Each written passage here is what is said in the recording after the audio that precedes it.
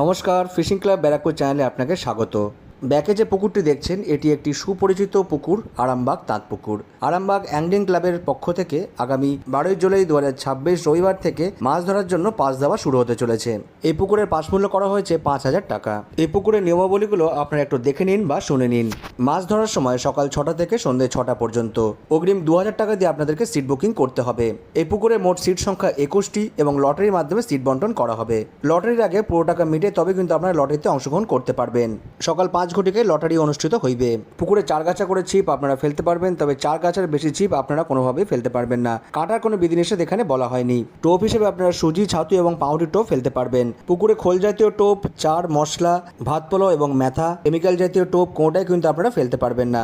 ছোট থেকে 12 কেজি পর্যন্ত মাছ রয়েছে এমনটাই কিন্তু বক্তব্য পুকুর কর্তৃপক্ষের। এই পুকুরে ভাষা, তল ভাষা, অ্যান্টেনা জাতীয় টোপ, পপ আপ, ফিডার কোনোটাই কিন্তু আপনারা ফেলতে পারবেন না। সিট বুকিং করে পাশের দিন না আসলে সেই টাকা ফেরত কিংবা অন্য দিনের সাথে অ্যাডজাস্টমেন্টও হবে না।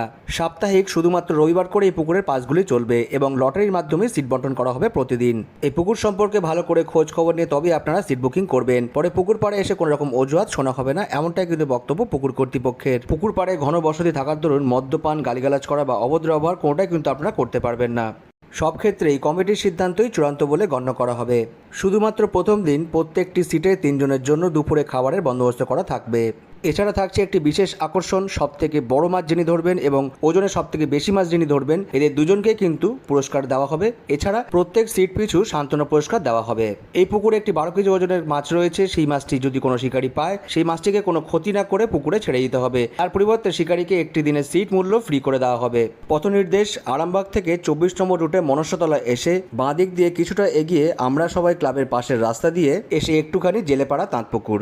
আগামী 4 জুলাই 2026 শনিবার বেলা 10 ঘটিকায় এই পুকুরে জাল টেনে মাছ দেখানো হবে। যে সমস্ত শিকারীরা মাছ দেখতে ইচ্ছুক তারা উক্ত স্থানে উক্ত সময় পৌঁছে যাবেন। এই পুকুর পরিচালনার দায়িত্বে যিনি আছেন পিন্টু দা, মিল্টন দা এবং সোমনাথ দা, ওনাদের নাম্বার এই ভিডিওর সঙ্গে দেওয়া থাকবে।